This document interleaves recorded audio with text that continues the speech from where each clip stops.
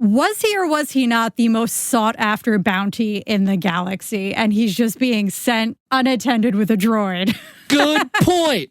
Good point. I might have registered a little bit high there, Royce, but that's a great point. I didn't even consider that.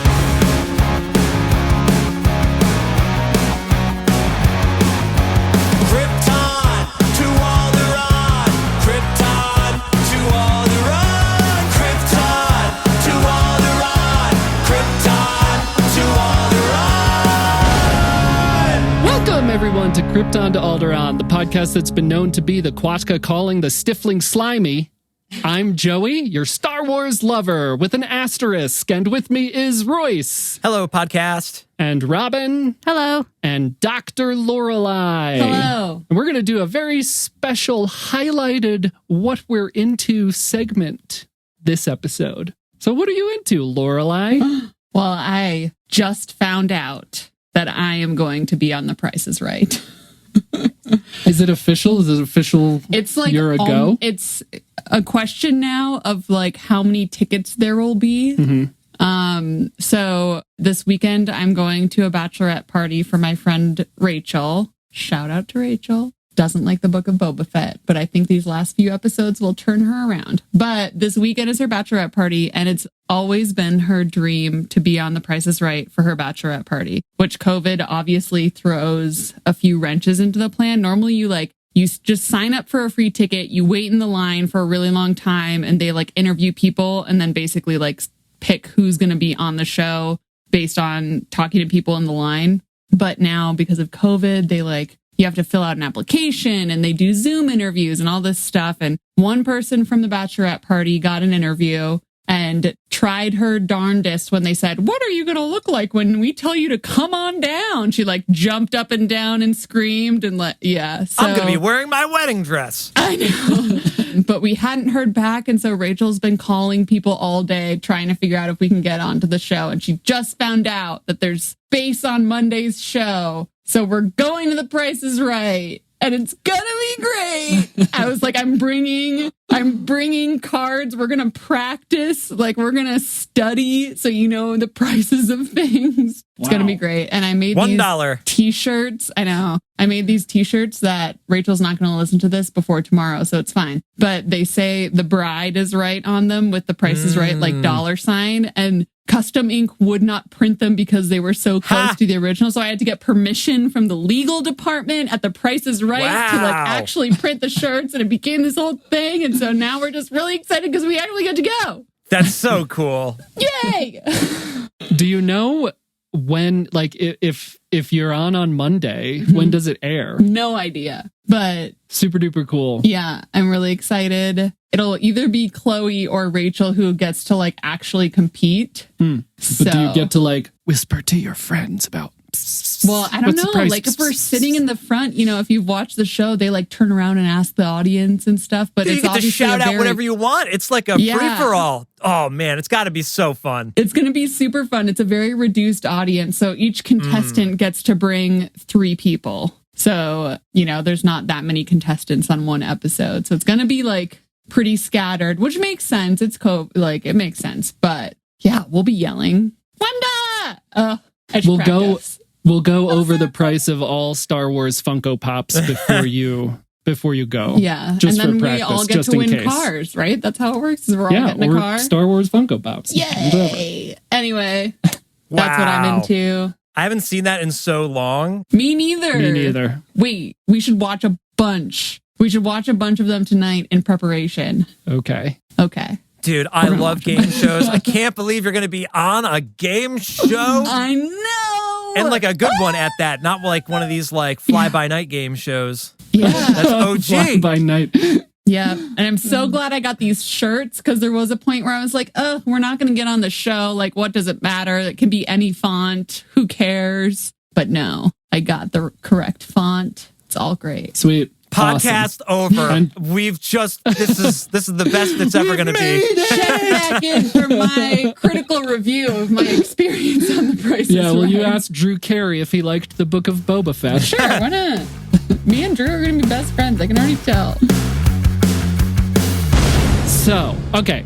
Listeners, we're obviously going to talk about the Book of Boba Fett finale. We would love to hear what you also think of the show as a whole, of the finale, parts you loved, all that stuff. So you can find us on Twitter at Krypton Alderaan. You can find us on Instagram and Facebook at Krypton2Alderaan. Or best yet, you can pew pew us an email at krypton2alderaan@gmail.com. If you also listen to us and enjoy listening to us, go leave us a review on Apple Podcasts, and Spotify now lets you leave reviews. So, or I guess at least ratings. I don't exactly understand how it works. But anyway, go leave us a review where you're listening.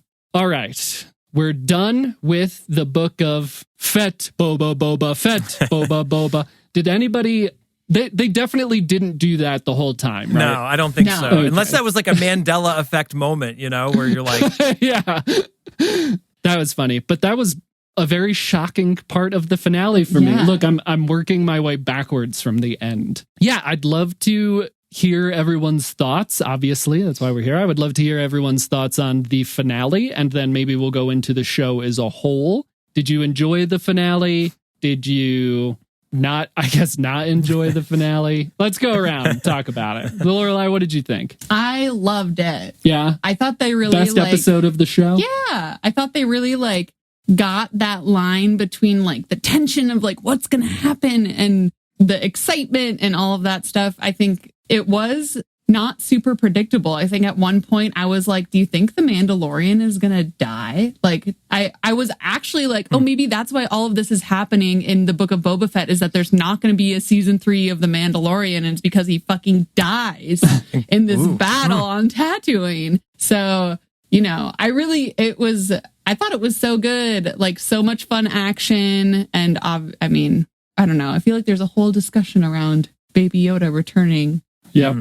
So I won't get into that now. But yeah, I thought it was great, and I would watch it again, which is a big thing for me. Just That's finale. a raving review, it sounds like. Yeah. Rave review. Royce, what did you think? I thought it had a lot of fun moments. Boba Fett and Mando flying around on jetpacks is fun. Boba Fett riding the RANCOR is really fun. Shootouts in a city is always kind of an interesting angle to play. Like Lorelai, you said, there's tension where people are hiding behind things and shooting around corners and whatnot. But I enjoyed a lot of little moments, but overall I thought it was just okay. Didn't really blow me out of the water. And there's a lot of dialogue that I thought was just lame dialogue.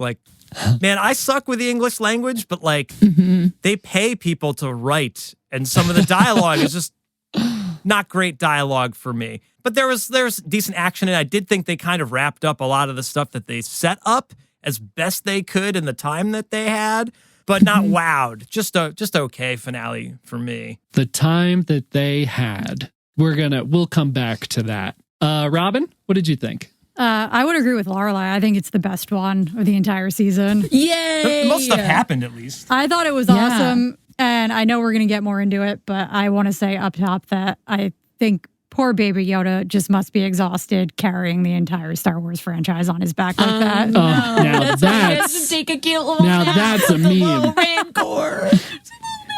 No wonder he naps so much. He's carrying the entire franchise. It's true. I love that. And I might tend to agree with you after this. I have so many thoughts on the finale. And I made a point to text Royce. I want to be very clear. I love Star Wars. I am your Star Wars lover. With an asterisk. With an asterisk.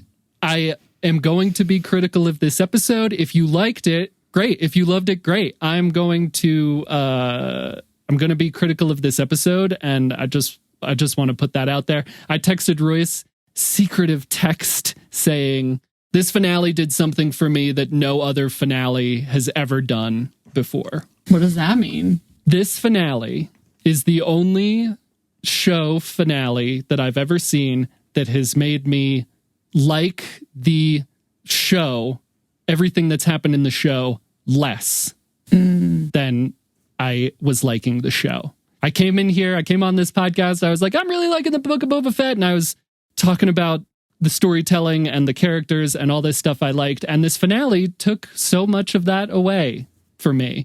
And that's how I feel. And I've got a bullet point list here. So let's talk about the first thing I think that I sort of had a criticism of in the episode. And that was when the X-Wing shows up on Tatooine with Grogu in it and R2 and Luke not being there. Did that irk anybody else? I'm fine with it. R2 is the most capable droid in the galaxy. He's a veteran. His mind has never been wiped, so he remembers every battle he's ever been in. Oh, I know where whatever. Tatooine is. Most capable droid. So you take a left at Endor.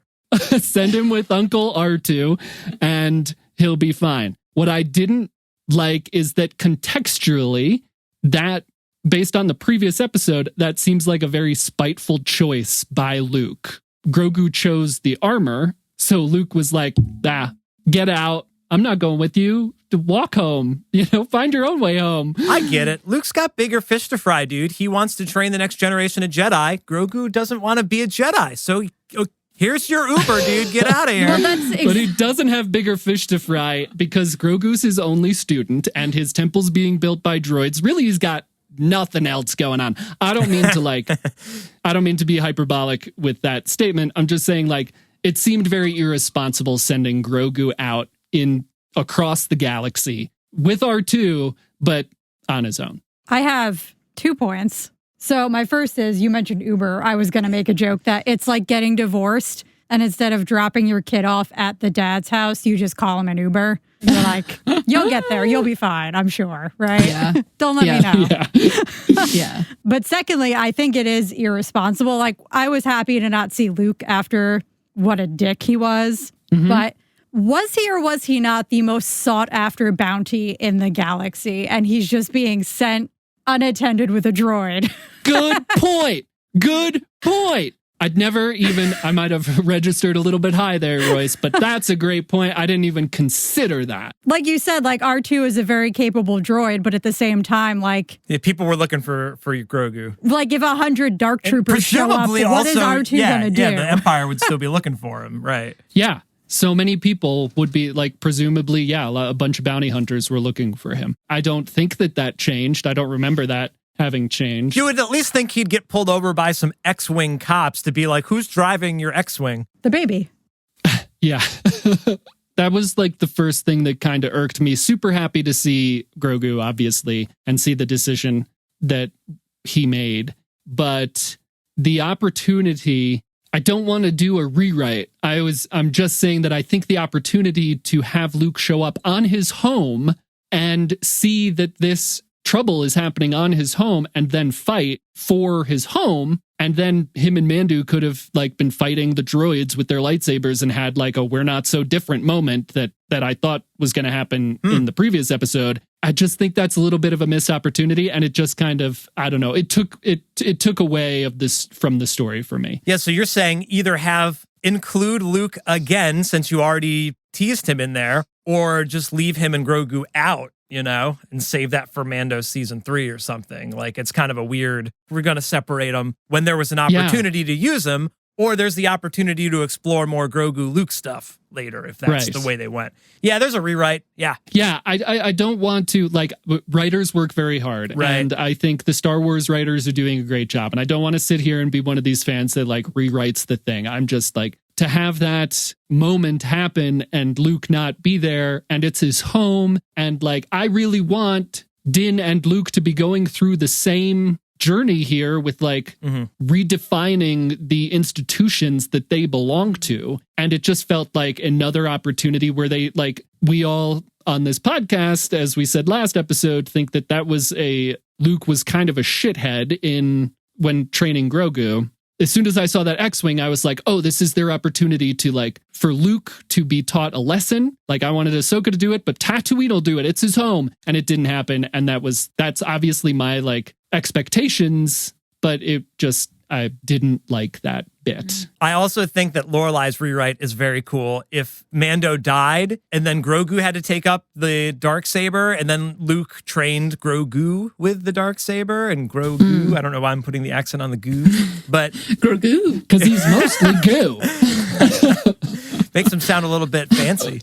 But that's interesting, Lorelai, that like Grogu loses his dad and then kind of has to go back to Luke because that's all he has That's afterwards. what I thought That's was very happening. interesting. Oh, That was like, it would have explained why they did all of this in the Book of Boba Fett and not waited for season 3 of The Mandalorian, which I still don't really understand. But then they kill Mando off in Boba Fett and they have Mandalorian Yeah, we season would have been 3 pissed. without Mando. I know. There just isn't anymore. Yeah. Everyone would have been pissed, but it would have made more sense to me versus still, I feel like episodes 5, 6, 7 are just The Mandalorian mostly. I wanted to say that like I had a lot of fun with the finale. Like it was an enjoyable watch, right? Like it's action and adventure and pew pew. It's the most pew pew Star Wars finale of a thing. That's probably not true, but it was very pew pew, right? And we got a lot from it. There was so much that we got. We got Grogu, we got action, we got the Rancor, we got, so much. But my personal issue is that it undid so much of what I liked about the rest of the show. I just felt like it kind of unraveled. So maybe that's a little weird to say that like it was obviously like an enjoyable high-paced watch, but it unraveled a lot of the stuff that I liked about the show. Can I disagree with you for a Go second? ahead. Yeah. I feel like it did the opposite. I feel like it Brought everything itself into The Mandalorian, and it brought up like Boba was trying to fight with the shooters and it like wasn't working out, and so he pulled out his staff from no, I'm talking about Boba Fett. Cad Bane he and was Boba fighting Fett? with Cad Bane and he was losing. He was getting his butt kicked. Gaffy and then stick. finally he pulled out the stick and like beat his ass with that. And so it like I thought that was like a little bit of a hearkening back to the Sand People. Yep.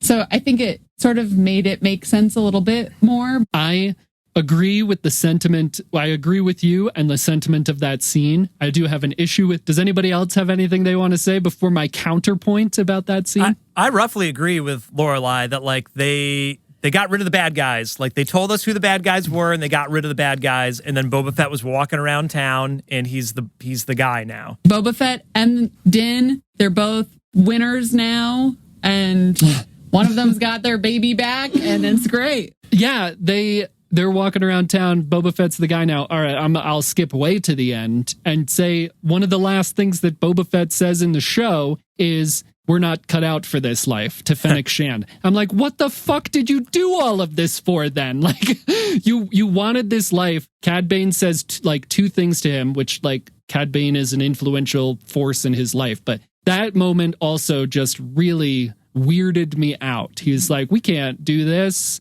After being like there, after being present, after wanting to fight for Tatooine, he said that line. Doesn't one of them say something like, I know someone who might be or someone who is? And then they play the Mandalorian music and I was like, oh, it's the Mandalorian. They're going to offer Tatooine to him for some reason.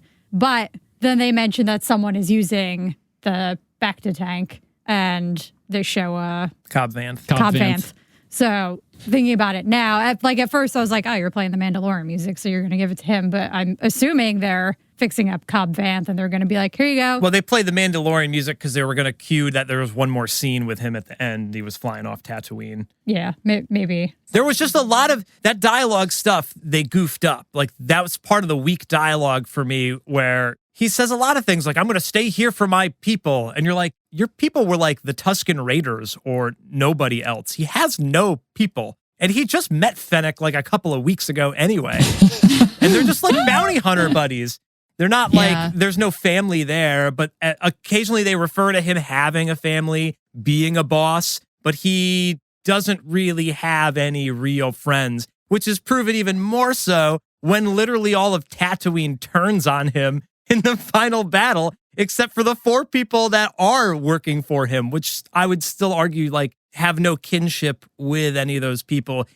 That was all he had to be on his team. But he says, I'm here for my people. Your people got murdered. Yeah. So that's a good point that was going to be part of my rebuttal to Lorelai's rebuttal, is that this show had so many opportunities to take us on the Star Wars found family journey, to attach people to other people, to connect family, to make those connections. And it like halted abruptly at every stop, at every point that they did that. and then took 2 episodes away from Boba to focus on like the family that they created in another show. I was fine with them, like, yeah, take a digression, take 2 episodes away. But to have this play out the way it did, and like the Tuskens adopt him and teach him how to fight, and then it was like, oh, that's enough of those. 30 minutes of them, and that's enough. And then they killed them off screen, and we never got anything else from. It was a beautiful that episode was such a beautiful episode with his relationship with them, the spiritual journey he goes through. We see Camino, we see Jango Fett. None of that was ever fleshed out, and it's sort of insulting, I think, that might be a strong word, but to the character to have taken then 2 episodes away from his Boba's story to go follow the Mandalorian and then not make these connections. The Tuskens, the mods, if there was like one scene where like he saw a bit of that younger Tusken in the mods or something and made that connection, that would have been great. There's the beautiful scene with him with the Rancor, and then we never get that again until the end. You know, there were so many opportunities to make an emotional connection that they didn't take advantage of. Even Fennec, with being sort of forced into being made a mod and then not connecting with the mods. Like if there was just one scene of her being like, I need to talk to you all, or I can't talk to Boba about this because he thinks I'm some badass strong woman, which obviously she is. But if there was just like one scene of that, I think that would have been great. My point is, lots of opportunities to make those emotional connections that they faltered on or didn't try. I don't know why they didn't do that. Yeah. Cobb Vanth and Boba Fett didn't even meet. So like that's also a weird thing. He wore his armor and he's like running the town next door. So you'd think they would want to meet. That would be a great, there's a lot of interesting stuff to happen there, especially that Cad Bane like shot him, and like that's a perfect tie-in for all those. And it's also really interesting that you meet the Freetown people, meet the Mos Espa people, and they're like, we're not so different. We're on this planet together. And then unfortunately, we don't go back to the Tusken Raiders, and you could have this whole like circle of life moment for Tatooine, which it almost seemed like they were setting that up with like, it was once a great planet and now it's a desert. Yes. And Boba Fett wants to save Tatooine, which I don't really know why he wants to save Tatooine at all. But that would make sense if he was like, this was a great planet and we got the history of why it was a great planet and he tries to restore it, you know? And the Tuskens and the Freetown and the Mos Espa and the Mos Eisleys, that could be the whole Boba Fett series of him trying to we flesh out Tatooine more and he brings everyone together. I think there's so much cool stuff there. Summed up by a tweet who I don't have the username, so if they're listening, I apologize. I'm just going to steal this quote. And it's also going to be paraphrased because I don't remember it exactly. But I saw this tweet and it said, wow, they have no fucking clue what they want this show to be. The Tusken stuff's great. The Mando stuff's great. Some other stuff is questionable, but none of it really links together. But there's all these little nuggets in there. It just doesn't quite stick the landing, which is unfortunate. Yeah, I think I totally agree. And they invested all of this time in doing character development for Boba Fett, who up until this point we know as a man who was pushed into a pit just to like not follow through on it, right?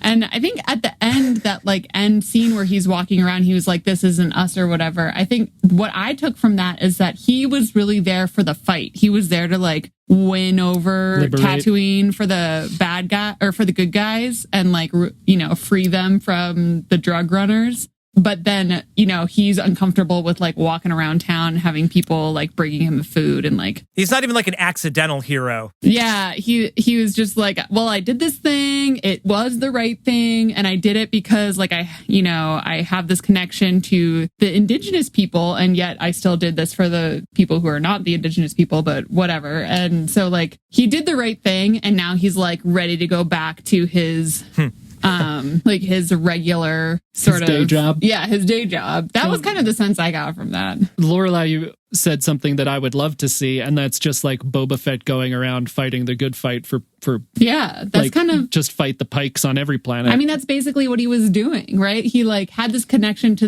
the Tusken Raiders. they all died. Like he could have just been like, peace out. My found family, they're all dead. Like I don't give a crap about. Yeah, he could have done anything else. And yet he decided to stay and like fight the good fight for Tatooine. He doesn't even get his own revenge on the Pikes after that. He doesn't. Fennec Shan gets to kill them. Fennec does. But you would think Boba Fett would be like, this is for the Tuskens. Bam! You know, like, come on. And that would be great dialogue, by the way, Lucasfilm, Disney. I know. I'm available if you want some one-liners before people get stabbed. Bam! I would agree Revenge with Royce, is not the Jedi way. That the dialogue was lacking, and I felt like a lot of it kind of fell on Fennec. I felt like it was just like very expository, and just like she was just like, oh, so you're from this place, and you're from this place, and we're fighting these people? Oh, at like, the beginning of the episode. Oh my God. I was like, are you kidding me? Like, it's okay. I think in this case, it's okay to assume that people have watched the previous episodes. But like, that's... At the very beginning of episode, there was a lot of exposition. Yeah. And then they were like, we sent Chrysanthemum to deal with the Trandoshans. And I was like, why? He's going to kill them all. He hates Trando. Anyway. And then those, what are they called? The big, like, pig warthog guys. They fell off the cliff. Gamorrean? Gamorrean. The Gamorreans fell off the cliff. It was so sad. And that was like, why did they have to be the only ones to die? They just got shoved off a cliff and then it was over. Yeah, no remorse for the Gamorreans. Okay, there were things I really liked. I loved the scene with Din and Boba in the sanctuary when they're like getting ready for battle. And they're like forming an alliance, like a brotherhood, a Mandalorian brotherhood type thing. Do you all remember that part? When he was saying like, I'm not going to leave. This is what I came here to do. Yeah. This is the creed. And Boba's like, you really believe in all that bantha fodder? And they have like, first of all, one thing I really loved about this episode is that Boba's like a presence. Like I loved Temuera's acting in this episode. He's just like, everything he said had such gravity, I felt. I don't know what it was, but I thought it was great. And then the conversation that they have in the sanctuary when they're like, well, we're going to live together, die alone. That was all Mando, though. That was everything we loved about Mando. Yes, Lost. More Lost, please. Mando being like, I'm going to fight this fight with you. That's classic Mando, though. Boba was like, you can get out of here. We're just going to die. You better leave. You've got a son. I have no family. I'm fighting for other people. If you took Mando out, though, I don't think the strength is there anymore, you know? Well, if you took Mando out, he'd be talking to nobody. It wouldn't make any sense. He'd be talking to that guy who then they used as like bait as a distraction. Oh, I loved, this episode also funny. Made me really like the Major Domo. God, that guy's... I was hoping they were going to kill that guy. I thought they were. I thought for sure they were going to when he walked out into the street to read the tablet. Like, dude, read that shit before you go out there, man. No, I loved him and Peli. I can never remember her full name, but anyway, they're little... When they're like running away and screaming together and shit. I loved all that. Thought that was great. That's Amy Sedaris? Yeah. That was good. And she's like, I brought you a surprise. What was your reaction to her finding Baby Yoda in the X-Wing? So good. It was good, right? Like, we loved the Baby Yoda parts, at least. The Baby Yoda parts were great. And the Baby Yoda reunion with the Mandalorian. Oh, yeah. I had tears in my eyes. My God. The scene of Grogu coming back to Tatooine and like being reunited with everyone. I know we're saying we shouldn't rewrite everything. I think we're allowed to like have a little fun there. Understand that the writers are doing their best job and they have a whole different thing in mind and a whole story team. But that is such a moment that I think you want to save for the end of season 3 of Mando or the whole Grogu like season 3 Mando. You could have Mandalorian taking back Mandalore. And then Grogu training with Luke. And the final episode is he has to make a choice if he's going to be a Jedi or move on. They blew their load so early with this Grogu thing. It's ridiculous. They sure did. At the cost of a great Boba Fett story. All the stuff that they did with Grogu and Mando are a great season 3 building. What the that could have been the entire season. Yeah. No, I think like I tend to agree. Even if you opened season 3 with that, I think I just don't know why you would take away so much from Boba to do that. Well, I've said it all already. What did you think, Robin, of the Mando? Get angry, Robin. Grogu reunion. I mean, I thought that was pretty awesome. I was getting mad though. Like it was cute when he showed up in the X-Wing though a little irresponsible. And then it seemed like R2-D2 was like, put it back in the X-Wing. Tell me where Mando is. This is super urgent and important. And she's like, nah, we're going to give him lunch and I'm going to take him over in my wagon. Like, I was waiting. And R2 was like, cool, see ya. Yeah.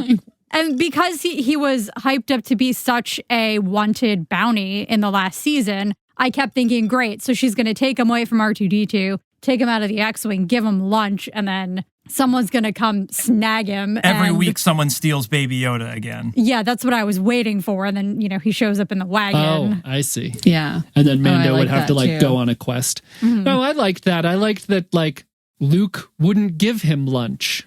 Yeah. But Peli gave him lunch. Wouldn't let him eat the frog. Royce, you hung your head. What do you have? Yeah, Grogu didn't need to be there. Like, I love Grogu, all right? Grogu, he's my boy. It doesn't make any sense why he needed to be in that battle other than for tension and the Rancor scene, which is it's all great stuff. He didn't need to be there, though. He needed to be there. Or if Mando was like, you need more people, I know this baby, and he may be a baby, but the bang for buck with this baby. If you have a large beast that you need to quell, he's your guy. You know what I mean? What were you going to say, Riley? I wish I could be that person. He needed to be there to, carry the entire To franchise. sell a couple of plush toys. To make it so that we would ever watch season 2 of the Book of Boba Fett. Grogu has become fan service in 2 years. We think like Luke or R2, or other Star Wars tropes are like fan servicey. But Grogu is now that. They're using him as like a, just a cutaway gag almost. It's like, So Grogu, yay. you don't think that The Mandalorian is also fan service then? They decided, we need to throw him into this show to make people like it, which has also happened to be when I started to like the show. Yeah. Well, I think Grogu works within the Mandalorian story, but then him showing up for Boba Fett season finale doesn't make sense. Mandalorian showing up to fight a fight with Boba does make a little sense since they were just buds, but the fact that Grogu would then just randomly show up during this super pivotal moment is kind of ridiculous. The timing, Amazing. It's the Force. All is the Force. Wasn't it? All right, I guess when you play that card, yeah. Did anyone else completely forget about the Rancor? No. I completely forgot. Honestly, that's something that I'm not going to take the blame for. When Boba flew away and he was like, I'm going to get reinforcements, I was like, who? Mando just said you don't have any more friends. I'm like, yeah, he doesn't have any. Who's he going to get? Because we had some Boba Fett, we had some not Boba Fett, we took some time away, and I completely forgot. I actually speculating about this episode was okay, it's going to start with him Rancor training, but we never saw it again. So by the time that happened in the episode, I was like, what Rancor? I had no idea that he was going to get the Rancor. Did you? Oh, at that moment, I didn't think that he was going to get the Rancor, but at the beginning of the episode, I was like, obviously the Rancor is the most important tool you have right now. You're setting everybody up in all these places, and obviously the Rancor is going to be a key component of your strategy.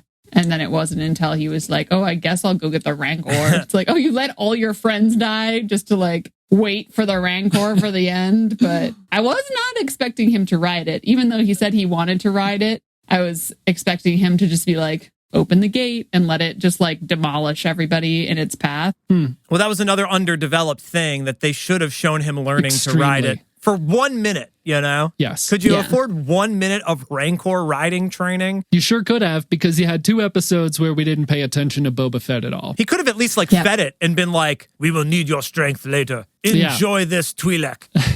No, you just want him to eat the mayor's aid. Did you two have any idea that that's what he was doing during that scene? Is this a weird thing to harp on? 100%. Also, so this isn't, I didn't think of this, but I've seen a lot of YouTubers commenting he also has a ship with a fuck ton of guns on it. Yeah. Huh. Also, so if we're talking about taking out those droids, I'm going to pull a little nitpicky card here and say that both Boba and Din lived through the Clone Wars, and maybe should have had some idea how to beat droids with force fields. There's like strategic. No, their make. energy weapons don't work, and their kinetic weapons have too much velocity to go through their shields. Now, there's an episode of the Clone Wars where Anakin is training Saw Gerrera, and because the kinetic weapons have too much velocity, they use they throw the grenades in slowly and they get under the shields. But that's, if anyone wants to watch the Clone Wars, we could talk about it. But They took the time to write that fucking dialogue, but not dialogue about characters bonding with each other. Velocity and kinetic energy. When I heard that line, I turned to Robin and I was like, that's like a Star Trek thing. Like, that's real physics you're talking about, which is fine. Yeah. I'm not saying real physics can't exist in a world where Death Stars can just pop into the sky and blow a whole planet up with crystals. It does not hit for me, and maybe this is nitpicking, but that took me way out of the scene. That the Mandalorians doing physics in the middle of a battle? we are getting hot and heavy this episode. Robin, did you think that he was going for the Rancor? I'm on that. Yes. I mean, what else could he be going to get? He was going to get some alternatives to the kinetic weapons. Dude, a Rancor is the most kinetic weapon. Like, it was very... Oh my God. That's so good. It was very potential for a very long time, and then it got fucking kinetic as fuck. But him riding the Rancor was badass, right? I love that part. I loved all of that. Like, that's some Star Wars shit that I love to see. Robin was calling it out the whole time. She was like, this is like King Kong. And I was like, oh yeah, what do you know? Very King there was Kong. a good King Kong At the end, moment. especially when it's climbing the tower. Yeah. Joey's response, though, when the Rancor comes out, he's like, oh, that's where you attach the reins on its little snoot. He's like, yes, that's where you put the reins on a Rancor. Who knew? I didn't me. know. You couldn't fit it around its maw like in Solo. How about that Beskar holding up in that Rancor mouth? I loved That was that. good. I loved that part. I also said he puts Grogu down. He's like, I got to go take care of something. And he flies away. And I pulled the Queel line out. Your people once rode the mighty Mythosaur. Right. I was like, Din's going to ride this Rancor like a bantha. He did not very well.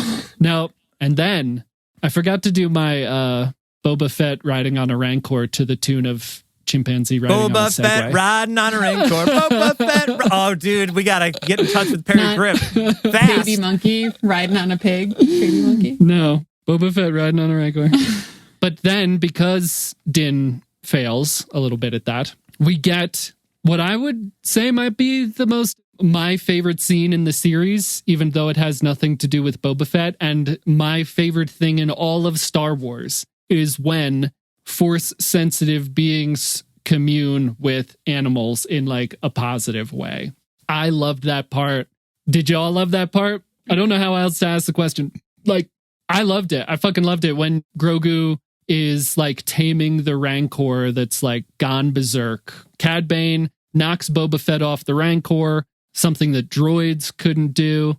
Grogu's the one to subdue the Rancor. And then he's so sleepy. Much more wholesome than Grogu choking the Rancor. Yeah, see, so that it seems like he's learned some positive stuff, which is so weird to think about because of how we saw him and Luke interact. Luke in that episode says, it's more like he's remembering than I'm teaching. And maybe Grogu is remembering like his positive Jedi teachings, but in season 1, I think, of Mando, he goes to force choke Cara Dune, right? Mm-hmm. Yeah. And now he's like doing the right thing, using the force for good, and puts the Rancor, like calms down the Rancor and puts him to sleep. Not in like a dead way, in like a sleepy time way. Because they're sleepy. Yeah.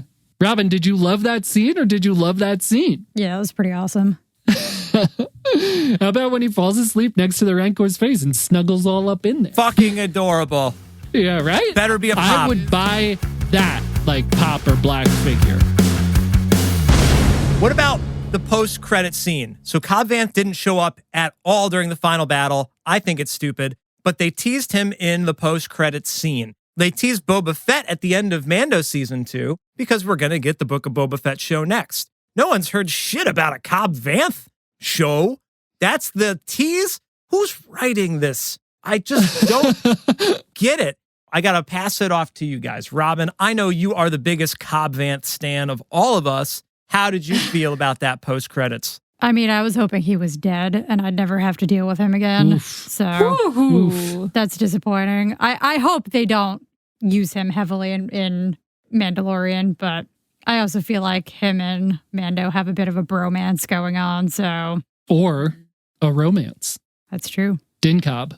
It's out there. I don't know if they're trying to do it more like some of the MCU post-credit scenes weren't necessarily like, this is the next movie, but this is just like another seed and we'll eventually pick up on this. So I don't know if it's like it matters for the next thing. Just a weird choice because we already knew that Cobb Vanth was there. We just know that now that he's not dead. What about you, Lorelai? Did you like Cobb Vanth or are you happy he's coming back? I liked Cobb Vanth. I'm happy he's coming back. I didn't think he was dead in the first place. Right. We were like, oh yeah, he like shot in the shot that shoulder. other guy like real bad, and this guy only got kind of shot. But we both thought that it was going to be Cad Bane in the thingamajigger. Wow, that would have been amazing. Because he also didn't seem super dead. He was like in his suit, and there was like a red thing on the front of his suit that was going like bleep. So Bleep. much more And I was like, powerful. Yeah, that's what I said. Wow. I was like, they're going to bring him, they're going to revive him and then force him to be on their side because they saved his life. Yeah. He's going to owe them a life debt. He's Yeah. going to be, Cad Bane would have been Boba's Chewie. You know, we should write a TV show. I was going to say, Lucasfilms, if you That's need the me, most- I'm right here. This is now. It's so easy, right? Yeah. I did think Mando it was would going to be be Cad dead. Bane. Cad Bane would be in the thingy. There's no way Cad Bane's dead. The thing's blinking and he's got a droid. Toto's going to go out there and save Cad Bane. Somehow He's got Cad everything Bane came planned back. I mean, Boba Fett came back. We thought he was in a Sarlacc, being dissolved to bits. for 1,000 years. Yeah. So now that it's finally over, regardless of what you think of the first season, how about another season? Robin, season 2? Why is that regardless of how I feel about the first season? That seems heavily dependent on how I felt about the first season. Irregardless. Pretend there wasn't a first season. You in for season 2?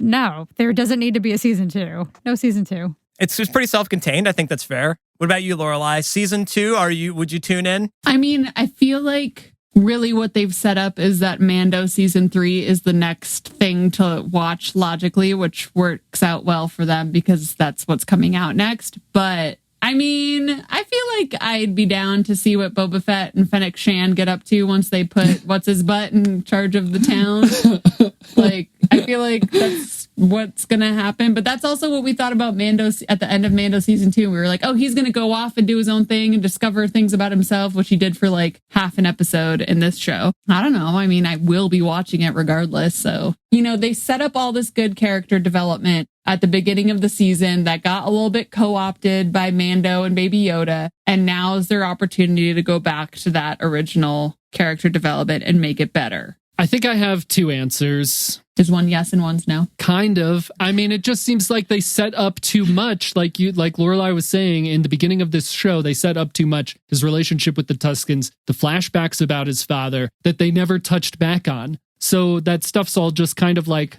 out there somewhere, which I don't really understand the thought process of. But so in that sense, like, I'd like to see that stuff in season 2. I would like, if there were a season 2, I would like to see more character development. I would like to see maybe some substantive flashbacks of Boba Fett's trauma, him dealing with this trauma, all that stuff. But they've also built this world, and I mean, who knows? It is just, I would watch it, but I don't know if I necessarily want it, which is hard to say because I love this stuff. Now, I guess they're done with Tatooine. I would have loved to see them stay on. Maybe if Boba Fett hadn't said that line at the end of this episode, I would have been like, I'd love to see them stay on Tatooine and like free water and liberate Tatooine, free the slaves. I mean, fucking Christ, what a prequel show. And then like do all that stuff that's good for Tatooine.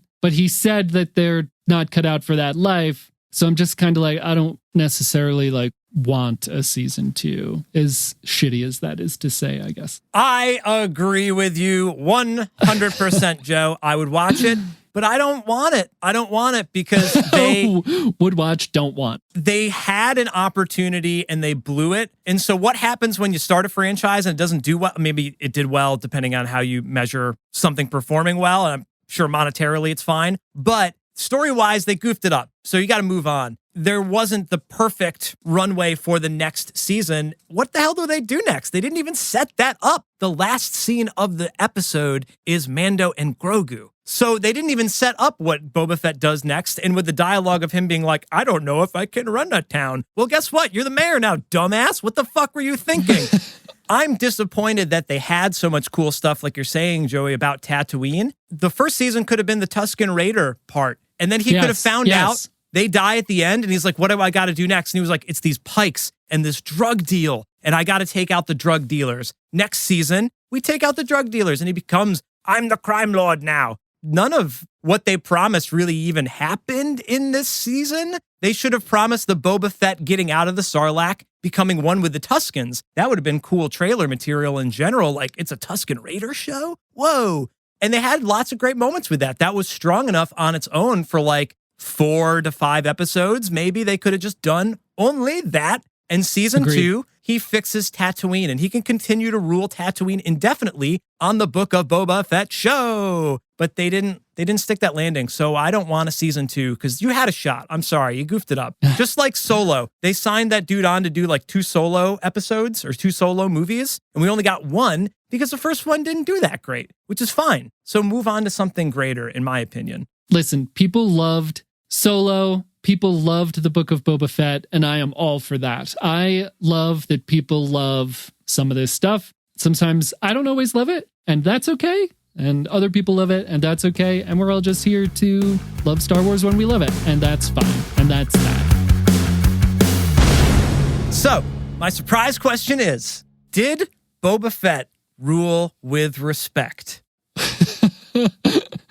Lorelai, I would love to go to you first. I see a strong reaction. Pensive reaction. I would vote mostly yes, I guess. I don't know. I mean, he didn't like murder any of his people, which we all know rulers love to do. He seemed to care about the little guy, very respectful. I mean, he did very little like killing of random people overall. Mm-hmm. I guess that's always respectful. I guess that's a check mark on your. I know. He, if you think about like, he didn't rule based on fear. They were not afraid of him at all. It actually was probably bad. Yeah, I think he ruled based on respect. +1 respect for Boba Fett. All right, Joey. You look pensive. Oh, I was going for thoughtful. That's from 10 Things I Hate About You. I know. You made me think of it. It's funny. Did Boba Fett rule with respect? I don't know. How's that for an answer? It's such a tricky question to answer. Like, I don't know if I don't know. I don't know is my best answer. Like, he brought the mods in. He like gave the mods an opportunity. That's great. He was like, charge less for water with that water, the guy who sold water, which is great. But we didn't really get to see enough. I guess what we saw, yes, he ruled with. He didn't do any ruling. I was going to say that. We didn't see him do any ruling. So I don't know. Next. I mean, I would go with what Joey said. Like, we didn't see him ruling anything. And the very last part of the show, he literally was like, I'm not made to rule. So what? But at the same time, I would, if I had to pick an answer, I would say probably not. Because can you rule with respect if in the very first episode you say, I'm the crime lord now? Yeah, that I don't understand why that's a line. Yeah, but then he also is ruling. It's what? Crime? Did he actually say that line? Yeah. I'm the crime lord now. Wow. I thought Royce was just going with that. Because I'm such a good writer? Thank you. Because you're stealing it from, what is that movie? That movie with Tom Hanks. Yeah. Yeah, and the pirates. Yeah. Look at me. Look at me. All right, so Royce, it's Boba Fett ruling with respect. Yeah. Thanks for asking. So that's my Joey impression. Thank you. He'll be here. Hold on. Yeah, I'm glad that you both said, like, did he rule? He didn't rule anything. And nobody respected him. More importantly, did anybody respect Boba Fett? Fuck no. Everybody, okay, even when everyone was like, sure, we will stay out of the fight, everyone turned on him in the end.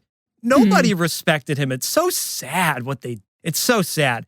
And, well, actually, I'm going to be more like Joey, I don't know. Like, he killed the guy to take the throne. Not respectful. Like, that's pretty much like, you don't do that. That's insurrection level stuff. You don't do that. from then on, he is very kind to people. And he does actually take a lot of people's opinions into account. Like when he's like, let's go back to the palace. And they're like, let's stay here for the people. And he stays there. He does take a lot of people's opinions into account. But I think from the mere fact that he has no power and no influence negates the whole thing. Like he is just a guy that like blew up the whole city. When Boba Fett came in, they wrecked Mos Espa. He didn't rule with respect. You turned this into a war zone, you jackass. But he also like got rid of the main plague out of the city while doing that, right? I guess that's the cost of doing respectful ruling. On that note, they never really explained why the spice trade was so bad anyway. It seemed like that was just part of doing business. Another like kind of underdeveloped thing in the show. Yeah, I don't know. I'm more on like the maybe. Like he was very nice to people, but he didn't rule. So he kind of just made up this fantasy in his head. And then by the end of the series, like you said, he's like, oh, why'd I do any of this? I would say maybe he wasn't ruling, but maybe he was leading. So like he was building coalitions. He was like bringing the mods into the fold, and he was bringing Cobb Vanth and the people of Freetown into the fold by way of the Mandalorian, but still. He set a good example. He set a good example. He wasn't ruling, but maybe he was like, maybe no one should be the ruler, you know? Like, is that a bad thing to be like, I'm not going to rule this town. I'm just going to kick out the drug lords and then peace out. Like, that's probably okay. I don't think that's a bad thing, but I think that, I think what Royce is alluding to is that the trailers for the show alluded to a very different show than what we got. I would also say, Din recruited Freetown. Fennec did a lot of the work. And he recruited Fennec. I mean, that's how it works, though, right? It's not like... He created a situation where people were willing to rally around him to fight the good fight, right? Regardless of who did the recruiting or whatever, and whether or not he was ruling. Because no one would do that. Mando wouldn't be like, oh, I'm going to come here and sacrifice my life for this guy who's obviously a tyrant asshole. So yeah, all of this is fixed with the writing again. They just pull out the crime lord thing, pull out the respect thing, and then his running platform is I'm gonna make Tatooine great again. That's it. Yeah. That should have just been what Boba Fett was selling, rather than he's gonna be a crime lord, but he's also getting rid of the drug trade. Yeah, he's not really into crime for being a crime lord. Well, he's not into drugs, which I think I don't know. You go back to traditional mafias, the history of the mafia. And a sect not wanting to get into cocaine and the drug trade, and then a sect of them wanting to, and then battles and all that stuff. He could have had a little bit of back and forth of needing the spice trade, but needing to get away from it to improve Tatooine. They wanted to pull a lot from The Godfather, and there's a scene in The Godfather where he's like, the Corleone family can be completely legitimate in 5 years. They should have just ripped that exactly into Boba Fett, but they didn't. Anyway, listeners... We want to know if you think Boba Fett ruled with respect, if Grogu needed to show up at all, and if Mandalorian should have died so that Grogu could go back to Jedi school. Stay in school, kids. Hit us up on Twitter, Instagram, YouTube, Facebook, TikTok, and wherever you're listening. Leave us a comment or a review. We'd love to hear from you. You could even pew, pew, pew us an email, krypton2alderaan@gmail.com. Thanks for listening. I've been Royce. I've been Robin. I've been Lorelai. And you know what? I'm going to do it again because we didn't get her back. I'm Garsa Whip. Oh, sad. R.I.P. F's in the chat. And we've been Krypton.